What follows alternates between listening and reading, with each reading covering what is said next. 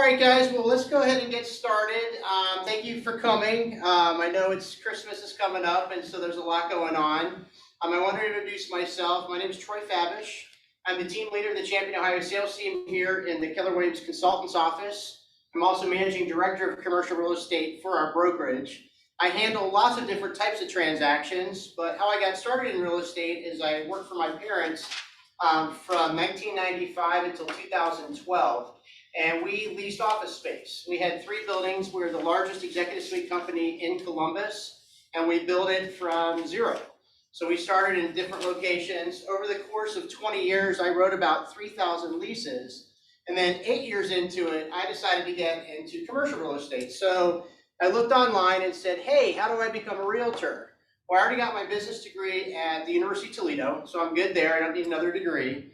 I don't need an associate's degree from Ohio State or from Columbus State, so I found this Hondros College thing, and Hondros was 3 weeks of classes, got it through, got it taken care of, and then I knew nothing. And so I got licensed about 8 years into my family business, and really I did it because I felt like I was already a realtor, sort of, and my broker, Steve Wilkie, said, well, I want you to sell houses now too. And I told him, no, I'm really good with commercial stuff. It's what I enjoy. I do it. I'm a little different. He's like, no, you're going to sell houses. And I said, no, I really don't want to. And then 19 years ago, I'm like, yeah, I'll sell houses too. So what you don't know is I do sell all types of different investments, but I don't look at them as a house or an office building or a multifamily or a retail strip. I think about them as an opportunity. And each client comes to me with a different need, whether it's for their own personal residence. It could be for their own investment, or it could be for other people's investment, their family. And there's a lot of different things. So as I learned how to sell houses and sell office buildings and things, I got my niche down. And as a commercial practitioner, you learn how to do a lot of different things. As a residential realtor, you're focused mostly on single family or 1 to 4. As a commercial, I started basically in office space, and then I switched into retail and multifamily, warehouse, medical. I've done some one-off land deals, and you just kind of learn along the way. And so I handle both lease, if I'm working with the landlord. I also handle the tenant representation and also investments, which I love to do. Tenant repping, a lot of people say, do you get paid on leases? Some leases are $1 million. Some of them are $3 million. So take 3% of that, and you're getting just as much as you would for a luxury home that you've already sold. And anytime you refer business to us as commercial realtors, it's 20 to 25% of our income goes directly back to you. So it's really a good opportunity to learn a little bit about commercial. So that's a little background with me. I've been with Keller now 8 years. And today we're going to talk a little bit about investments. And we're going to do 2 buildings that we're going to compare. And I'm going to teach you how to figure out market capitalization rate, how to handle the transaction, and what are the things that we look for to evaluate the building. So first of all, we'll start with what is commercial real estate. Commercial real estate is everything but single family homes, pretty much. So you can handle a residential transaction for a 1 to 4 as a commercial or residential, but I always recommend make it residential because your interest rate is going to be 3.5% versus 5 or 5.5% that you would with the commercial. But once that threshold goes over 5 units, then you have to go commercial, and it's a different type of loan. And we can talk about different types of loans another time, but today we're just going to focus on what is commercial and what all the things do I handle. One is multifamily. Obviously, a multifamily property. Office is office buildings, leasing or buying. Retail, which can be strip centers. It can be a single triple net national tenant like Starbucks. I've sold Advanced Auto Parts and Papa John's franchises. We can go into medical. Medical is just high-end office, and that's for doctors and nurses and things. And then we also work in industrial flex. Industrial flex is more the warehouse buildings. Flex is the mullet of industrial. It's office in the front and party in the back, which is the garage door. And that I call the mullet of industrial. We also handle business brokerage, which is selling businesses. I don't generally sell businesses. I usually hand that off to somebody else. And then finally, lease negotiations. So multifamily, as you guys know, is basically a dwelling with 1 roof with lots of families living underneath it. You guys have seen it before with a triple or a quad or a double. You may even live in one of these. An office building, simply you lease it to companies or people are looking to occupy themselves. This year I sold 4 office buildings for owners, and they're sitting right in the office working in it every day. They were able to get a really cool 504B SBA loan, which was a construction loan to help improve their building, and got an awesome interest rate. Industrial flex, like we talked about, storage house, warehouse spaces. My favorite is over on Green Meadows, and East Powell is off of 23, and that's a really cool flex area. Industrial is all over everywhere. Hilliard's got a lot, Roberts Road, Canal Winchester, Groveport. Retail, super easy, shopping malls, strip malls. Typically what I sell is retail strip centers. They average around 1.5 million to 10 million, and they may have 6 tenants or 10 tenants. What I really like about retail is that you want a lifestyle center. You want a nail salon, you want a hair salon, you want a pharmacy, you want a convenience store, you want a restaurant, you want a brewery. You want a reason why people go there, and you also want a good clientele that's coming and spending some money. Mixed use, you guys will see sometimes around Parsons Avenue, downtown, Main Street. It's basically retail on the bottom and residential on top. You also see it over at Bridge Park. Bridge Park is a great example of a mixed use property. You have your retail on the bottom floor. We've got office, and then we also have residential as well, both for purchase and for lease. And finally, land. Land is a whole different animal. It's always about zoning and building and construction and working with the city economic development. That's the other practice that we handle in commercial real estate. Okay, let's get a little bit into the nitty and gritty, and this is the time where we're going to learn some new terms. They're not complicated, and just a different way of thinking. Just as in a house where you look at what is your budget, how much is your rent, your mortgage, your taxes, your insurance, we do the same thing with net operating income. And net operating income is simply the gross rent that you're getting for your product. You subtract out all the expenses to get the NOI. So what are the expenses? In a multifamily property, we're looking at taxes. How much taxes is the owner paying right now, knowing that when you sell it, it's going to go up? 2 is the insurance program. You have to actually have an insurance product that will cover the exterior of the building and all of it inside of it, and then your tenants also have insurance. Then we look at common area utilities. Those are the things, what is it that you need to maintain the property? Who's cutting the grass? Who's taking care of the snow removal? Who's trimming the bushes? Who's handling the cleaning of the siding and the windows and all of the general maintenance repair that maybe a handy person can handle? Snow removal, landscaping, and just general maintenance. All of those things are factors in, and when I take on a listing or if I have a buyer, those are the questions that we're asking for. And that becomes your net operating income. Again, gross rent. You take all of your rents, you multiply that times 12, and you want it on an annual basis then to subtract to get to your net operating income. And this is the term that we all look for in commercial real estate, and it's a word that's very common. It's market capitalization rate. How much money am I going to make on my investment based upon the income that I get, and how much money did I put down? We talk about cash on cash return. How much actual money am I getting from, on a percentage basis, of how much cash I put down? In this market, a lot of people are finding cash through their IRAs. They're finding it through their family, through death, and through other things, and we're getting a lot of cash transactions. I don't know if you guys have had that in residential, but I've seen some of that in residential as well. And finally, that net operating income divided by the purchase price is the cap rate. So NOI divided by purchase price is the cap rate. You can also flip it and multiply it to get what you want it to be as a cap rate. Let's talk a little bit about cap rates of history in Columbus and where were they 2 years ago and where are they today. Today, capitalization rates are right around 6%, 7% for a Class B. Class C's, which we'll talk about in a minute, can be 8%, 10%. Class A's are around 5%. If you buy a building in Grandview, you might even get 4%. A lot of what's happening is a lot of people have owned their property for so long that they've never raised the tenant rates for the rent. And they're paying $435 a month or $535, and it should be $900 or $1,200 a month. And so that's what we'll talk about later as a value add. What can we do to increase the rent? And part of my value proposition when I work with people is I teach them how to build wealth through either flipping their property or by renting it out to tenants, which is your passive income, which is what I usually recommend. So anybody have any questions on market capitalization rate? So we call it just cap rate. What are the upsides and downsides to high cap rates and low cap rates? So it's always great to have a high cap rate if you are the buyer. Also, if you're the owner, you're getting more money, so that means that it's a better deal. There is no downside to it. The upside to a low market capitalization rate is your opportunity to get more money.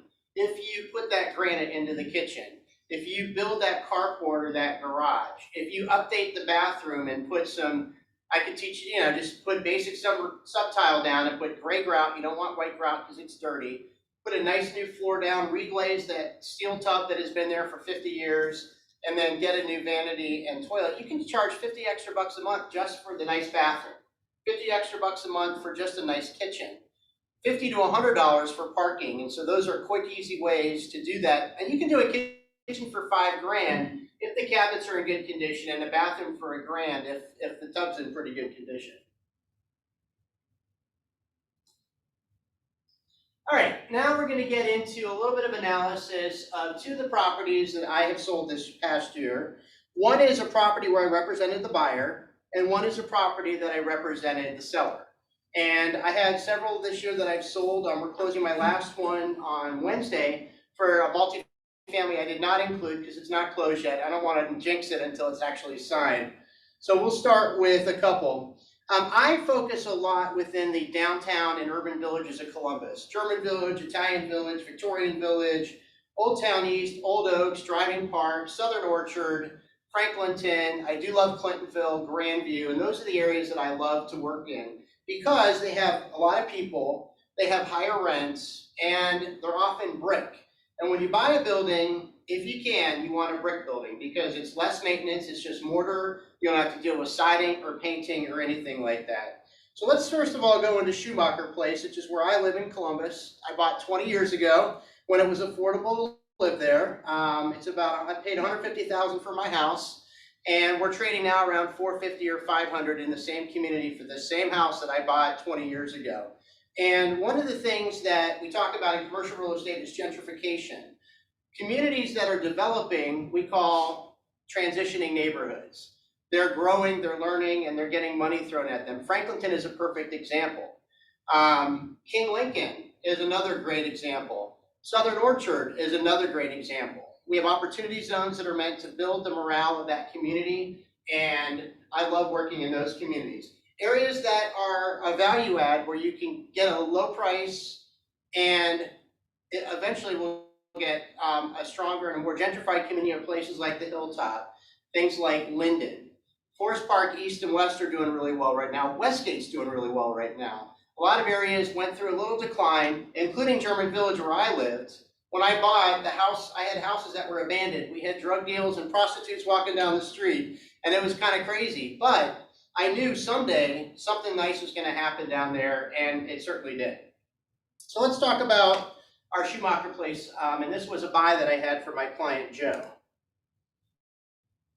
So this property, and I can share these with you guys in a little bit, was a two-story building. It was 5 units, and we looked at how much rent is it going to give? How much is the gross rent? And the gross rent was, and I apologize, when I converted from my PC to here, it eliminated characters on my PowerPoint. I do know that gross rent should have a T in that, so I apologize. So gross rent was $45,600. The purchase price was $550,000. All we're doing is figuring out what the cap rate is going to be. The operating expenses were $10,780, and that included the taxes for the property, which was a majority of that, the minor maintenance that was done to maintain it, things like plumbing and toilets and that kind of stuff, and then also the owner's insurance program that they paid for this. The rents were, let me see what they were, $920, $960, 960, and 960. In German Village, within the Schumacher place, they really should be 1100 or 1200. And so that is called a value add. So we're charging 900, 960, but we could be charging 1100 or 1200. They just needed a few little updates, and so maybe a granite countertops. I usually tell people don't put in the high-end stuff unless the community commands it. If you are in Hilltop, you don't need to have marble. You could have a lovely wood countertop and it would just be fine. 3D laminate is come a long way. If you're in the villages that are going to command more rent and you can afford it, go with the granite, go with the durability. I also say always do LVT, luxury vinyl tile, if you can. Luxury vinyl tile is a great product.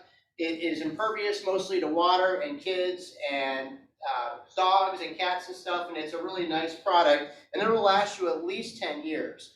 If you're doing carpeting, carpeting is going to last you 2 years, and then you're going to have to clean it, and then you're going to have to replace it, and then you're going to get a snag. So if you have the money and you can do it, I always recommend it. As I told Joe, switch to LVT, and unless you have hardwood floors, hardwood's always the best. You just have to maintain them a little bit more.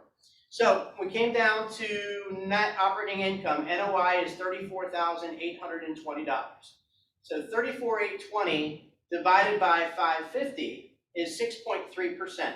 So on his return, he's getting around 6.3% on his return for his investment that he had. He was heavy cash, about 50% down, and the rest he financed over a 20-year note that was amortized. And it was a 7-year note that he can re-up in another 7 years. And that's the other thing in commercial loans is they're not mortgages. They are loans that are done, and they're usually 7 years amortized over 20 or 25 years. In residential, you have a 30-year fixed, a 15-year fixed, you have your arms and stuff. But in commercial, it's a little bit different. They're usually interest only, and they're balloon payments at the end. So you always want to make sure you overpay your loan. So that's that one. That was 6.3%. And my next one is going to be less, but it was one that I sold. So let's talk about that one. Any questions on the Schumacher Place property? Can you touch base real quick? What is not included in the expenses that would That is a great question. Have to come off of then your NOI? Absolutely. Your debt service is not included in the capitalization rate. We don't assume that someone is going to get a loan. We assume that they're going to have cash. It doesn't mean they have cash, but you don't want to add that into it. That's not added is if the current taxes are there, however, they're going to change. So what I do in the state of Ohio, it is completely legal to do a drop-in swap. And I wasn't going to get into this on this presentation, but it's something that I use as a tool for my clients. Where you sell the property as an LLC, you create an LLC. For example, this one would be 313 to 319 Forest Street LLC, and that LLC becomes the property.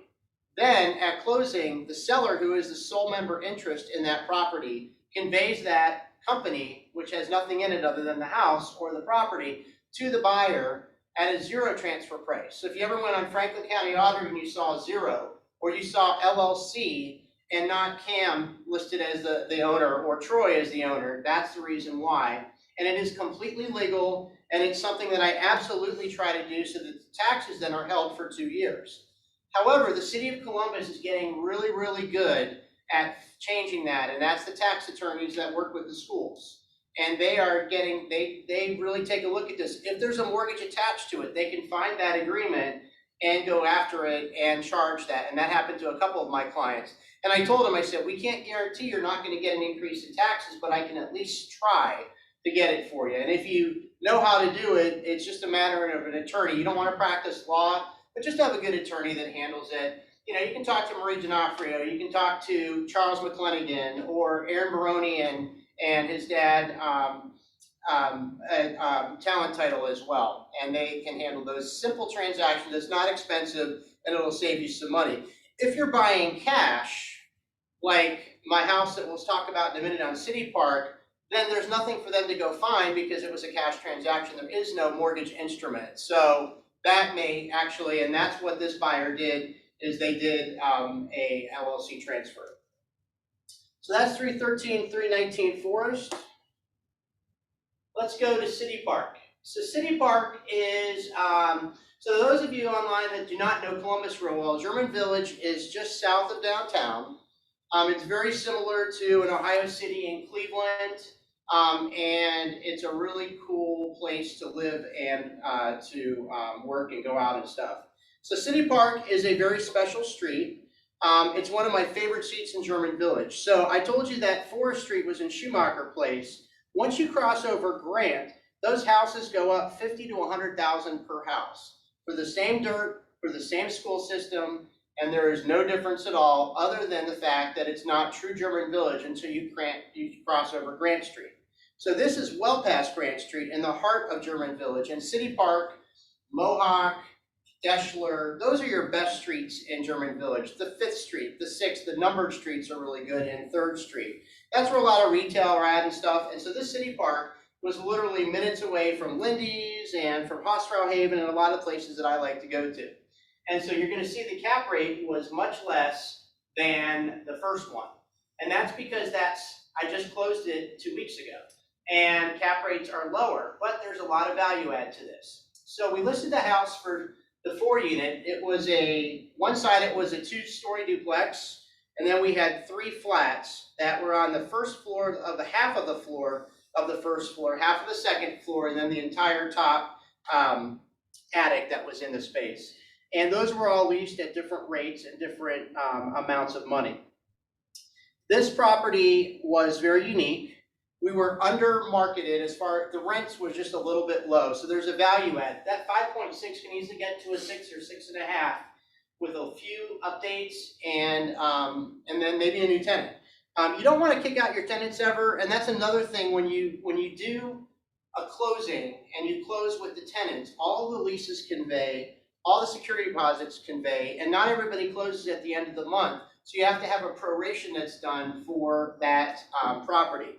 And then at the end, you get, basically it's an estoppel certificate showing that all of these things will convey to that next person so that you will then own those leases. Those are legal instruments, you have to follow them, and you can't kick them out unless they're not paying their rent, and then you can go through an eviction procedure. But Ohio is very tenant friendly. It's very difficult to get rid of a tenant. And I was a business owner for 20 years with my family, and we had tenants that didn't pay us too. We worked with them, and it usually was 1 or 2 months. But during the COVID times in Franklin County, you could hold 6 months people weren't paying their rent.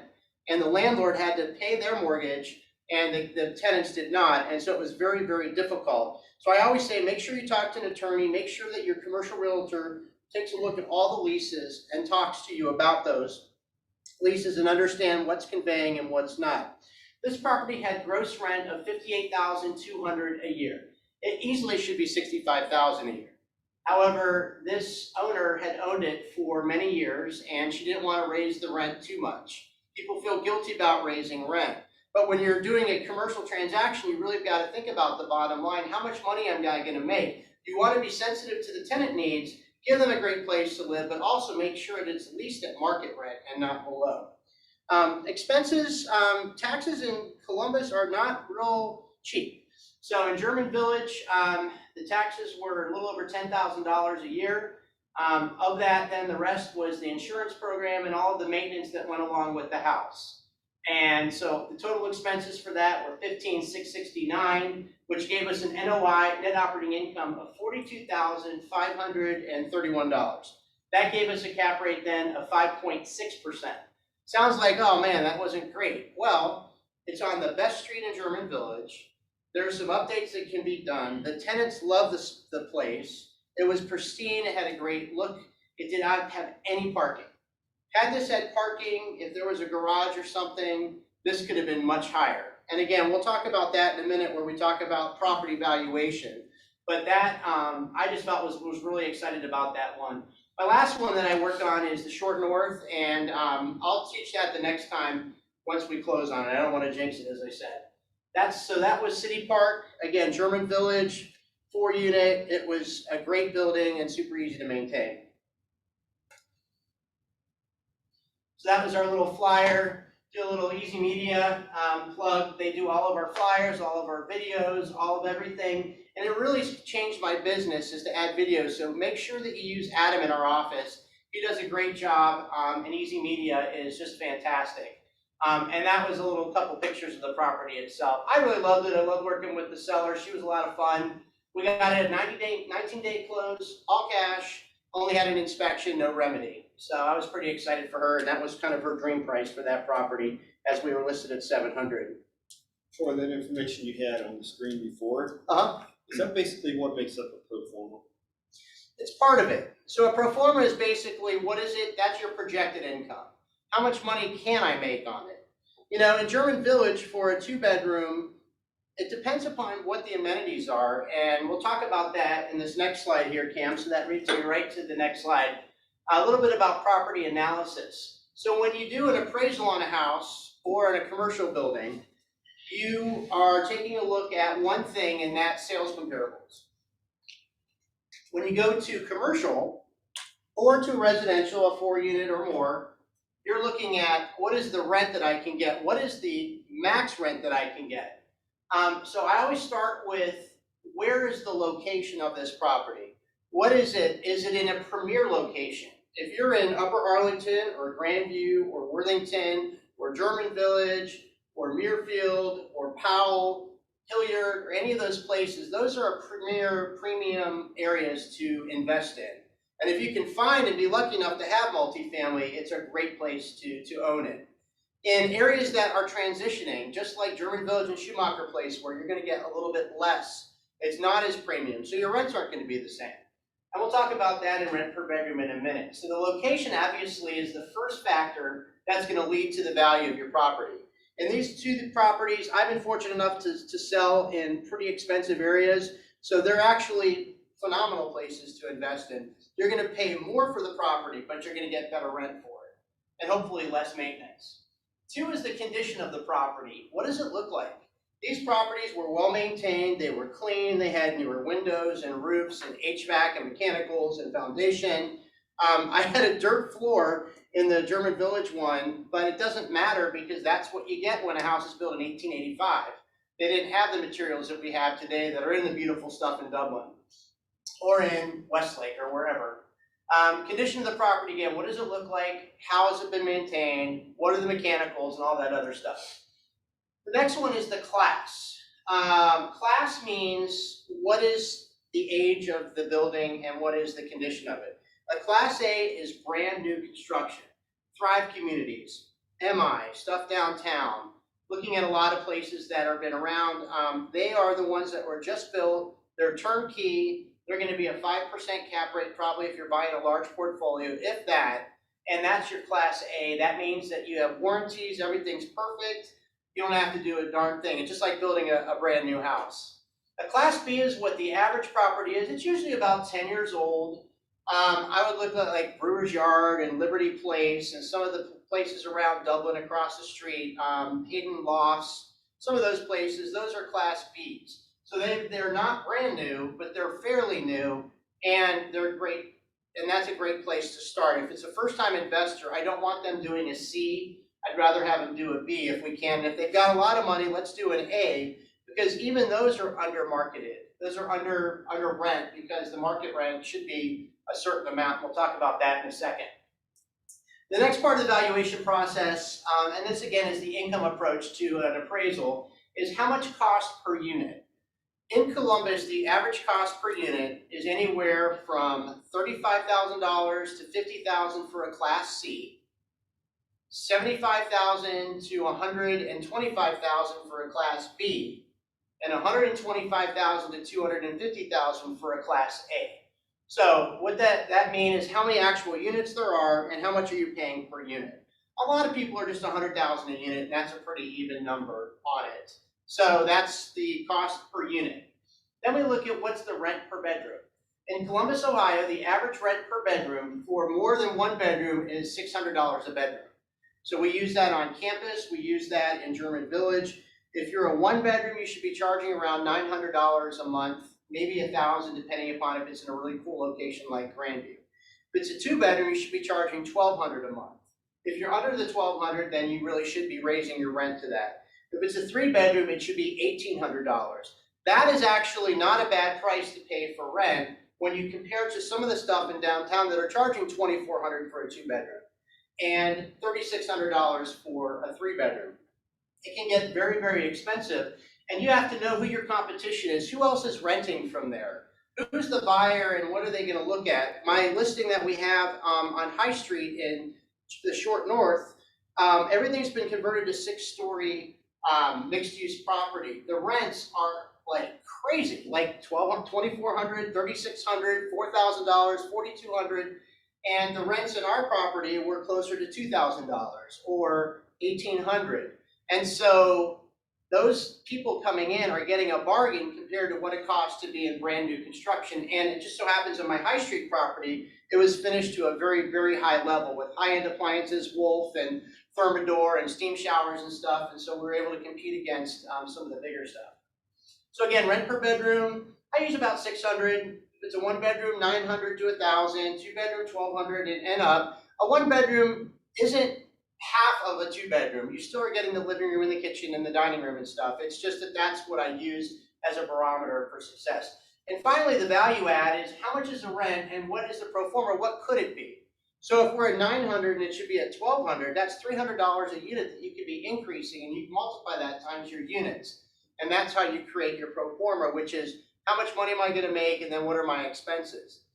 What I ask for with people is an income and expense report. I ask for a K-1.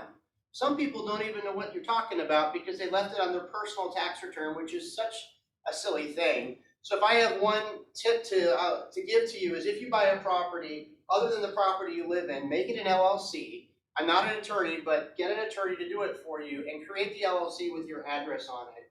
And if you own that property, that will shield you from personal liability from your personal assets. Again, I'm not an attorney, I'm not a financial planner, it's just the way you should do things, and you should do it right.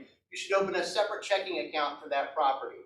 And you should have a good management system in place to check the credit of the tenants and making sure the leases are ironclad and strong, and really maintain your property. We'll have a good handy person that can handle that property. You don't need for a 4-unit to have a property manager. But if you're going into 12 units and 24, you don't want to call at 10 o'clock at night or 1 o'clock in the morning. Get a handy person that can help you and handle those simple questions. So that's the value add. How much more money can I get for it on the rent part? And those are the things that we do. So when you get an appraisal or you're trying to do your valuation, because people are going to rely on you to know you're expert on your own market, there's the income approach and the sales comparable approach. The income approach should always give you a higher yield and a higher value than your sales comparable, unless you're in such a phenomenal area that it just doesn't matter and it's the cost per unit is so high. And so, but that's where I look at it, and you want to compare those things. You want to talk about cap rate, and you want to educate your clients on what does that mean, because that is something that will make you a better realtor and a better commercial practitioner. And if you don't know how to do it, refer it to a commercial agent that can, and you'll still look good. And then you can maybe learn and shadow that person and walk through the project with them.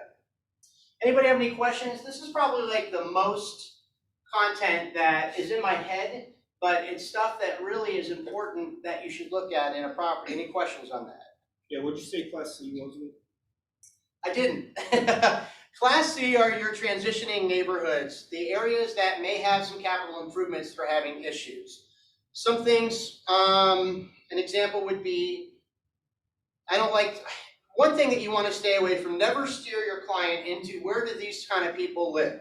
Where do the people that are making less than $50,000 live, or where does a specific group of people live? You always want to stay away from it. Don't call something a crappy neighborhood. Call it transitioning. It sounds so much better, and you won't get in trouble. But Hilltop, North Linden, yeah, those are your lower income areas. And that is where I tell you Section 8 is your absolute best friend in those communities. Section 8 has such a bad name, and it's a stipulation, and people consider it with a lot of bad things and stereotype it, but it's an amazing thing. During COVID, every single one of the Section 8 properties, and a lot of them are in Linden, in King Lincoln, Franklinton, and Hilltop, all were getting paid by the government because it's a subsidized rent program for the tenant. They may pay $100 and the government pays $800. Well, if you're getting $900 a month and you're getting 0 on your other property, then I'd rather get that 900 times, 4 units than 0. And so Section 8 really is something that you need to not only talk to somebody about, but they actually have to reevaluate every year and you have to get recertified for it. But it's worth it if you're in a Class C market. Right?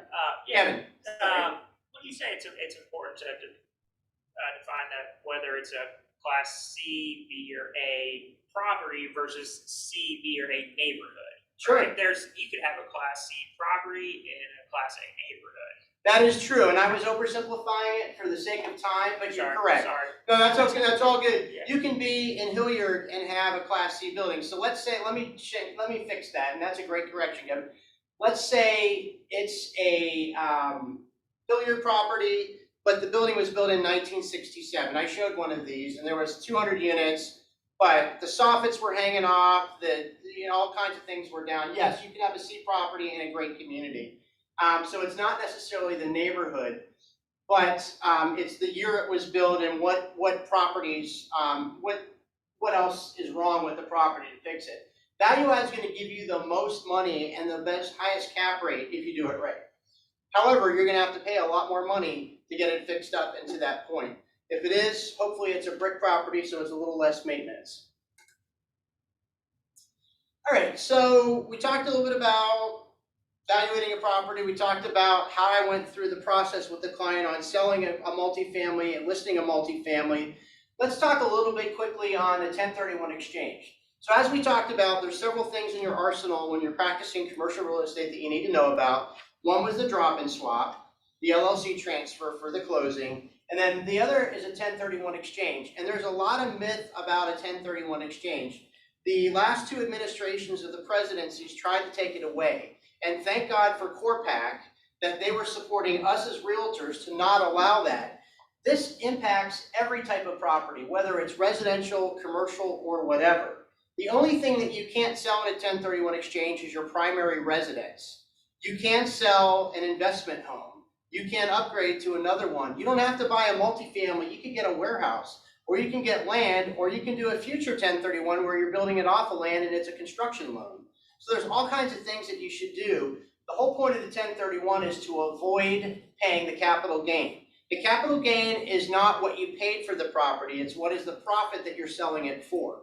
So if you sold it for $100,000 and you put $100,000 in and it's now worth $800,000, it's $700,000 that's going to be the amount of money. And how it is basically exchanged is it is held into an intermediary account with a 1031 specialist. I use Greg Smith with 1031 IPX. He's a division of Chicago Title, and he is a national guy that does it all over. It used to be about $900, $450 a side, because you've got both the sale and the purchase. I think it's $1,200 now. Don't quote me on that, but it's somebody that's certainly worth it. Not every title agent is a 1031 exchanger, so you need to make sure that you get the right person on it. But again, it's basically deferring the money, putting it into an intermediary account so that you don't have to take a tax on it, hit 30% tax on that property. You should always buy another property with that property. You can even put it into a trust and into perpetuity. I'm not going to go there because that's more of a law thing, but it's something that you absolutely should always consider. Here's something else that I didn't know. I just learned this 3 months ago. You can buy a property that's going to be your future residence. Let's say that Kevin, you want to buy a property down in Florida, but you're not ready to live there yet, and you can't afford to have 2 mortgages yet. Maybe you rent it out as an Airbnb, which is a great opportunity in certain areas to do that. If you rent it out as an Airbnb, you can actually move into it someday. You can even rent it or use it, but it can't be more than 50% of the time. It's got to be less than that. So your full-time residence has got to be 51% or more. But you can actually buy it and eventually move into it, which is really cool, as long as you wait 2 years. So typically, some say a year, it's usually about 2 years, just like FHA. You buy an FHA house, you got to sit in it for about 2 years. So that's the 1031. Here's a little bit of the gritty about it. I'll try to take the myth out of the 1031. It's not that crazy. It's a tool to save money. It's held by an intermediary, and the same entity or the taxpayer that sold the 1031 has to buy the new 1031 property. So you're selling City Park, and you decided that instead of a 4-unit, you want a 12-unit, and we're gonna buy over in Grandview. There's a 12-unit fictitiously on Northwest Boulevard. So you buy that property, the proceeds from the sale are held by the qualified intermediary, and they're held into a trust account similar to what Keller Williams does or title companies do with our earnest money deposits. It's not interest bearing, and it's held there. You have, in this investment, you have 45 days to identify up to 3 properties and get in a contract. That is really stressful in this market where there's barely anything available in the commercial market. Today there are 15 listings for commercial multifamily on LoopNet. 15. I just looked it up last night.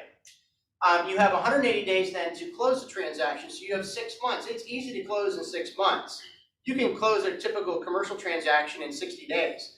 But 180 days is fine, but it's those 45 days that were tough. During COVID, I think there were some exceptions, but overall, you got 45 days. At that point, then, the money's been held, and then that is released as cash at closing for your new property. And the like kind, even though it says like kind, does not mean that you have to use anything but a property. So you can buy a warehouse and get land. You can actually trade farm equipment, which is worth millions, and get something else. Farmers are an amazing opportunity if you work on farm communities. It's really expensive to be a farmer. I didn't realize a combine was like $1 million. You can trade in a trailer and buy something else as well if it was like a park and if it was fixed to the ground. So there's all kinds of things that you can do. You don't have to trade the same thing. So that's the one thing that most people think is I got to do multifamily and multifamily. You really don't. So that really opens you up to being able to exchange and find a great property that would work well for your client. It just has to be more than what you paid, than what's in your account, or at least cover that cost. And that's the reason why you upgrade. Your first house, you may upgrade to a nicer house when you get to the next one. So that's 1031 exchanges, a little bit about cap rate, talked about evaluation, talked about commercial real estate and things. Does anybody have any more questions or anything? Ask anything you want to know about commercial. Would you say it's a commercial is different from residential in that it's important for buyers or investors themselves to have good relationships with the brokers? Because a lot of times, I mean, in your career, you see a lot of deals that are done off market, right? So It's important for the buyers and the investors to have those really good relationships with someone like yourself. No, I think, like you said, and Keller Williams talks a lot about relationship. It is about the relationship. You want to continue to reach out through care calls and through your 33 touch program with all of your clients for that very reason. And it's really important in this. Clients are going to come to you with a lot more questions than they would with their house. The house is focused solely on inspection and appraisal and financing. Commercial is based upon rent and income and all kinds of other things. And I oversimplified the house, but in a commercial, you have to multiply that times the amount of units that you have. You have 10 furnaces, you have 10 air conditioning units, you have a roof that may need fixed. You've got all of those things that are just exacerbated and causes a lot more questions. So I like to get the terminology down. I like to give them what my valuation is. I go through that 6-step process of looking at the property and the class and the condition and all of that to find out what that true value is. And you really should know that yourself. So if you don't know, come to me and we can chat about it. You can do your research. I'm a full member of CoStar and LoopNet nationally. I have the resources to pull up anything, anywhere, which is really, really cool. It's really expensive to be a CoStar rep, but that's just something that we have to do, just like joining the MLS. It's worth it. Yeah, totally worth it. What other questions do you guys have? What's a good way for someone who wants to buy investment properties to get started? Not necessarily from an agent perspective, but from an investor perspective. I think the first step is to partner with a realtor that can help them and understand the market. And every market's a little bit different. I'm an expert within the city of Columbus and some of the surrounding areas. I'm not an expert in Richland County or in Cuyahoga, even though that's where I used to live. We have Westlake office. We have people all over Keller Williams throughout the Cleveland area that can help you with that. So definitely someone that's hyper focused on that specific market. And then other than that, there are things that you can do. You can do syndication. Syndication is more of where you get your money and you pull it together. You may want to deal with the family member, but I really highly recommend that you guys get some kind of a legal entity and LLC or something to get that and make sure that you're doing it correctly. So if you wanted to go in with 3 of your college friends that are in a fraternity, and you're all going to put $25,000 down for $100,000 to buy a duplex that may be worth $200,000 someday, you can do that and work together on it. But it's really just make sure that you're getting the right deal.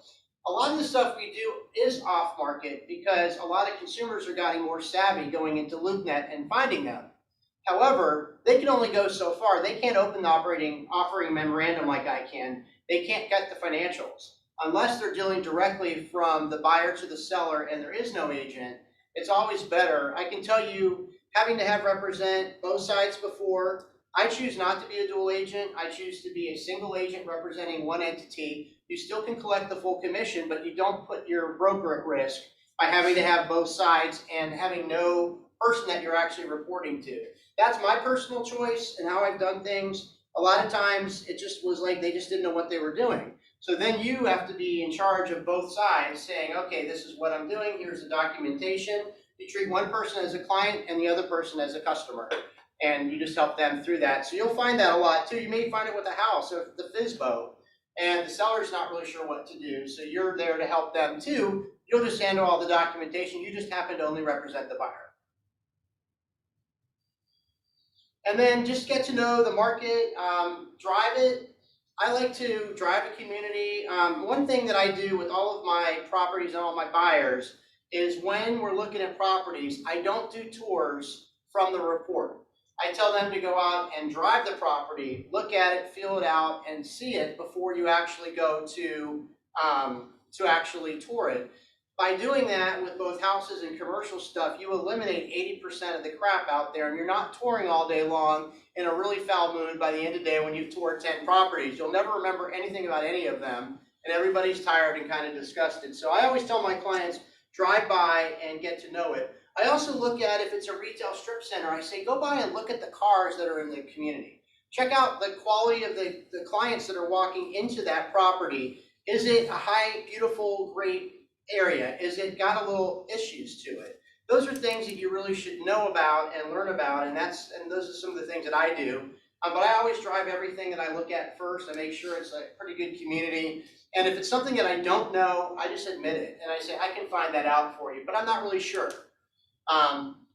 But in Columbus, it's usually pretty good, pretty solid that I'll know what we're talking about and where. But in some of the other areas, I rely on Cam to help us out in some of the areas beyond Columbus because he's an expert in those areas as well. Let me check and see if anybody online had any questions. Troy, what happens if they don't identify a property within 45 days or they spend less than what was in their 1031? Are they just taxed on that amount? Justin, that's a really good question. Yes. It has to be no more than 45 days. If not, they lose the opportunity to have that 1031 exchange. So it's really, you got to do it from the day of closing. You're closing on December 13th. On December 14th, you've got to be out. And you really should have already been looking, because if you're selling a property, you won't have sold it immediately. So you should start the process of looking well before it actually closes. So yes, so that for the 45 days, if it's less than the amount of money that's held in escrow, then you will pay a capital gain on the difference. And so if it's $20,000, it's no big deal. If it's $500,000 or $1 million, it is a big deal. So you want to try to find that property. And the hard part right now is just the stress.